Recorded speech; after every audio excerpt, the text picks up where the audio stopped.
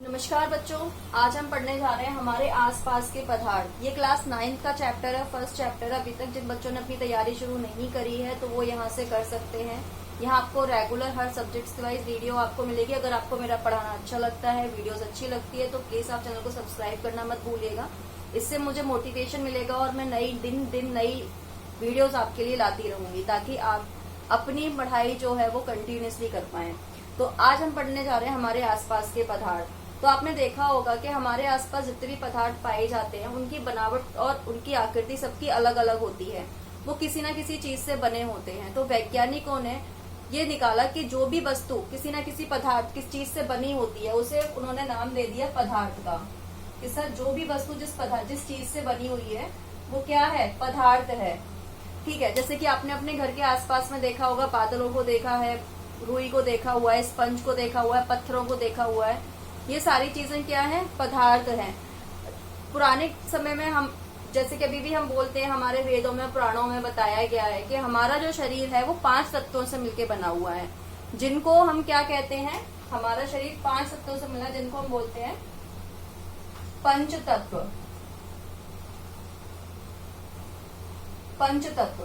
पंचतत्व में आपके आ जाते हैं अग्नि, वायु, पृथ्वी, जल, अग्नि, वायु, पृथ्वी और जल और आकाश। ये क्या है, हमारे पंच तत्व हैं जिनसे मिलके हमारा शरीर जो है वो बना हुआ है। ठीक है, तो पदार्थ क्या होता है वो उसकी डेफिनेशन में लिख देती हूँ यहाँ पे। हाँ जी, अब आप इसकी डेफिनेशन लिख लीजिए पदार्थ की।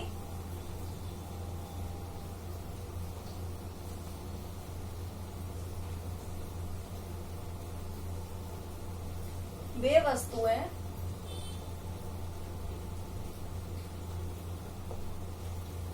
जो स्थान घेरती है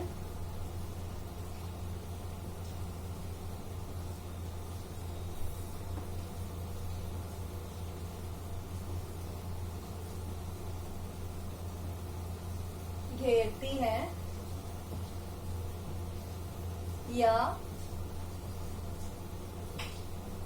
जिनका द्रव्यमान होता है, पदार्थ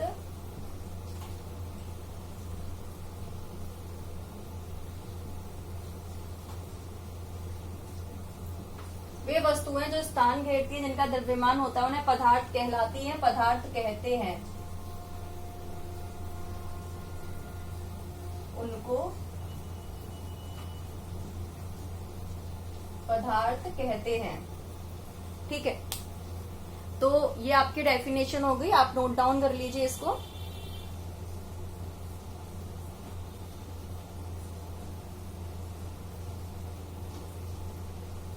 आपको क्लियरली दिख रहा है ये? अगर आपको नहीं दिख रहा है तो आप कमेंट करके मुझे बता सकते हो कि आपको ये क्लियर नहीं दिख रहा है। ठीक है, अगर नहीं लिख पाए तो आप इसका स्क्रीनशॉट ले लीजिएगा।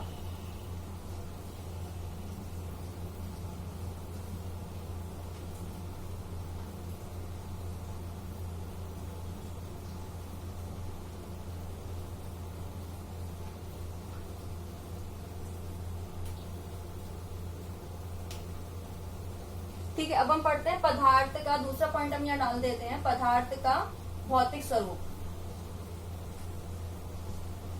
पदार्थ का भौतिक स्वरूप। पदार्थ का भौतिक स्वरूप कैसा होता है? पदार्थ का भौतिक स्वरूप, पदार्थ जो होता है वो कणों से मिलकर बना होता है। पदार्थ जो होता है उसका भौतिक स्वरूप कैसा होता है? तो फर्स्ट पॉइंट है इसमें, आपका पदार्थ जो होता है वो कणों से मिलकर बना होता है। किससे मिलके बना होता है? कणों से।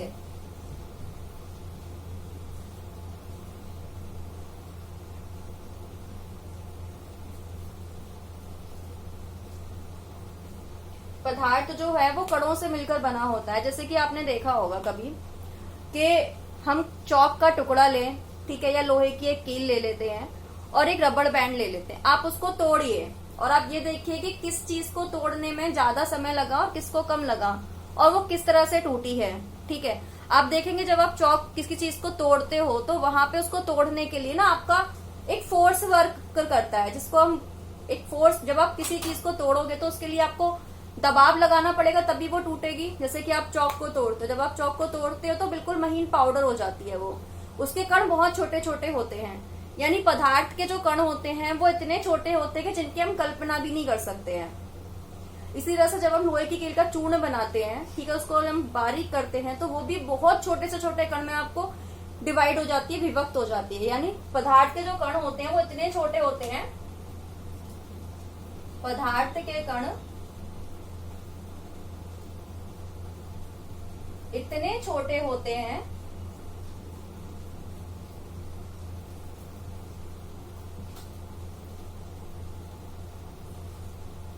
कि उनकी कल्पना भी नहीं की जा सकती।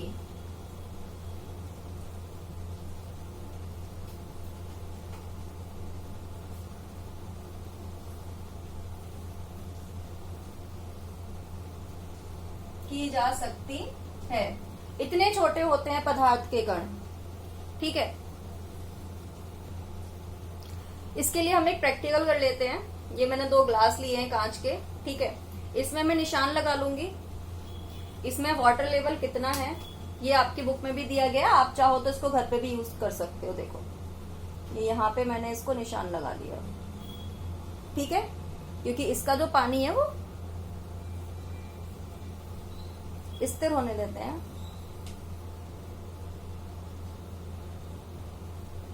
ठीक है,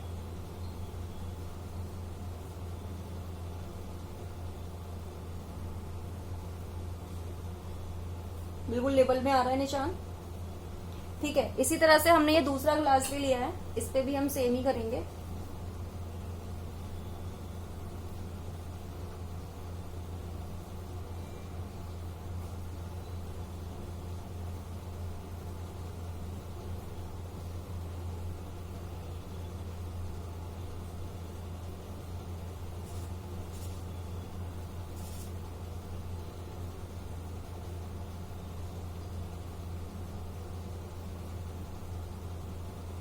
मार्कर अभी चल नहीं रहा है, मे भी शायद ग्लास गीला है इस वजह से।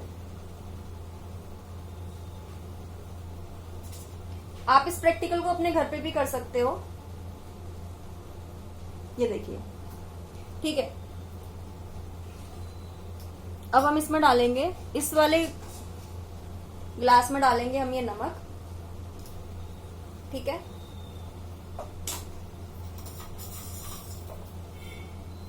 और इस वाले ग्लास में डालेंगे हम ये 1 चम्मच चीनी। ठीक है, अब इनको अच्छी तरह से मिला लेंगे हम। ये देखिए, इसको घुलने देते हैं, डिसॉल्व होने देते हैं इसके अंदर।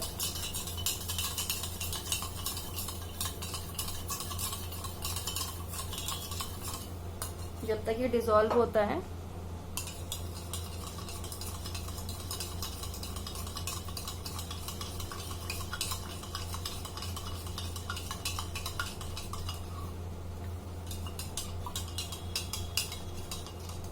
देखिए,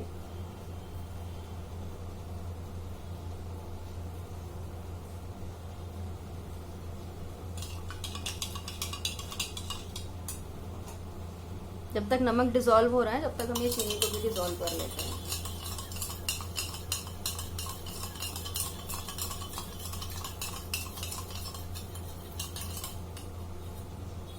चीनी अभी है, लेकिन हमारा जो नमक है वो पूरी तरह से डिसॉल्व हो चुका है। आप देखेंगे हमने जो मार्क लगाया था, वाटर अभी भी उस लेवल तक है, जबकि हम 1 चम्मच नमक इसमें डाल चुके हैं। तो इसका लेवल बढ़ जाना चाहिए ना, लेकिन नहीं बढ़ा। क्यों नहीं बढ़ा? क्यों? क्योंकि नमक जो है, नमक के जो कण हैं, जो वाटर के मॉलिक्यूल्स होते हैं, यानी जो पानी के अणु होते हैं, ठीक है, वाटर मॉलिक्यूल्स के बीच में ना स्पेस होता है, रिक्त स्थान होता है हर अणु के बीच में, जिसमें जाकर के नमक के जो कण हैं वो उसमें स्पेस ले लेते हैं और एडजस्ट हो जाते हैं। ठीक है, सेम ये भी है, आप चीनी का भी देख सकते हो, ऑलमोस्ट डिजोल्व हो चुकी है। और इसका भी वाटर लेवल देखिए, सेम मार्क पे ही बना हुआ है, उससे ना ज्यादा है ना कम है। तो हम कह सकते हैं कि अणु जो होता है, ठीक है, पदार्थ जो होता है वो काफी सारे कणों से मिलकर बना होता है, और उन कणों के बीच में रिक्त स्थान होता है, जिसमें जाकर के हम कोई भी जिस वाटर में डिसॉल्व करते हैं, कुछ भी अगर नमक डिसॉल्व किया है या हमने चीनी डिसॉल्व करी है, या इसको आप इंक से भी डिसॉल्व देख सकते हो। अगर आप पेन की इंक लो और इंक को डिसॉल्व कर लो तो आप देखोगे कि उसका जो लेवल है वो वहीं की वहीं है। और जब हम इंक को डालते हैं पानी के अंदर तो उसका जो कलर होता है ना, वो भी उसका कलर बिल्कुल ब्लू हो जाता है, ना कि वाटर की तरह व्हाइट दिखता है। क्यों? क्योंकि इंक के जो कण हैं वो वाटर के हर मॉलिक्यूल के बीच में जो स्पेस होता है वहां पे जाकर के फिक्स हो जाते हैं और पूरे पानी के कलर को नीला कर देते हैं। क्योंकि इंक का कलर नीला होता है, उसके अणु नीले कलर के होते हैं, इसीलिए उसके हर एक छोटे छोटे कण के बीच में इंक के जो कण होते हैं, स्याही के जो कण होते हैं, वो जाकर के अपना स्थान ग्रहण कर लेते हैं उनके कणों के बीच में और उसको भी ब्लू कर देते हैं। ठीक है, तो पदार्थ के जो कण होते हैं वो इतने छोटे होते हैं कि जिनकी हम कल्पना भी नहीं कर सकते। जैसे कि आपने देखा ना कि हमने चीनी को डिसॉल्व किया और नमक को डिसॉल्व किया, तो वो नमक को भी डिसॉल्व हो गया और चीनी के कण भी वहां पर एडजस्ट हो गए। ठीक है, अब हम आगे बढ़ते हैं पदार्थ के गुण। तो अब हम पढ़ते हैं पदार्थ के गुण। पदार्थ के गुण कौन कौन से होते हैं? पदार्थ के गुण या अभिलक्षण गुण भी कह सकते हो आप।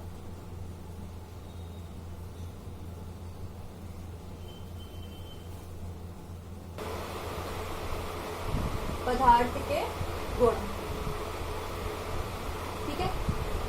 तो पदार्थ के दो गुण होते हैं कि पदार्थ के बीच में रिक्त स्थान होता है या पदार्थ के कण एक दूसरे के आपको आकर्षित करते हैं। पदार्थ के बीच रिक्त स्थान होता है, जैसे कि अभी आपने देखा कि अभी मैंने आपको बताया पदार्थ के कण कितने छोटे होते हैं। तो भाई ये आप प्रैक्टिकल देख सकते हो कि पदार्थ के कणों के बीच में रिक्त स्थान होता है, तब ये डिसॉल्व हुआ, बट इसका वाटर लेवल जो है वो सेम ही है। ठीक है,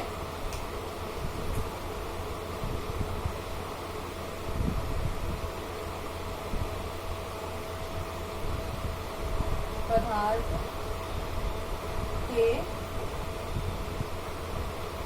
कणों के मध्य रिक्त स्थान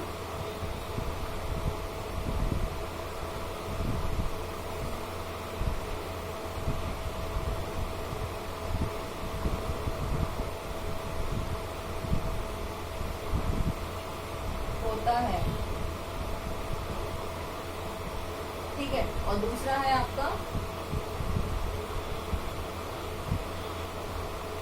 पदार्थ के कण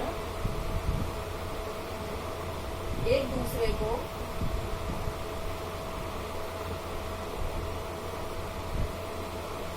आकर्षित करते हैं।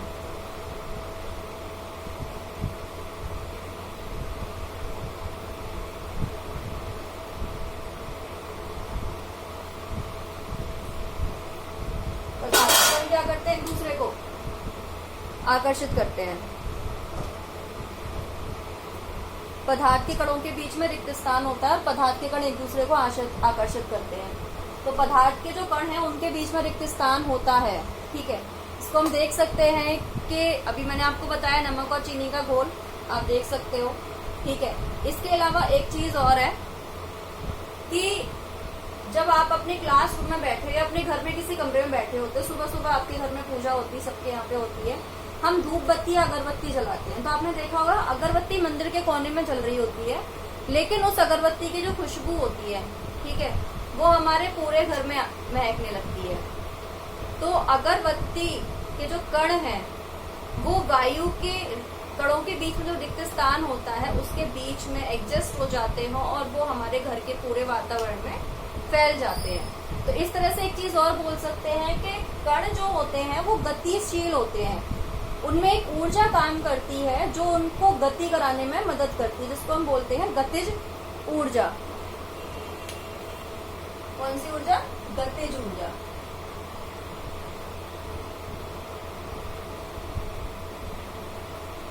ठीक है।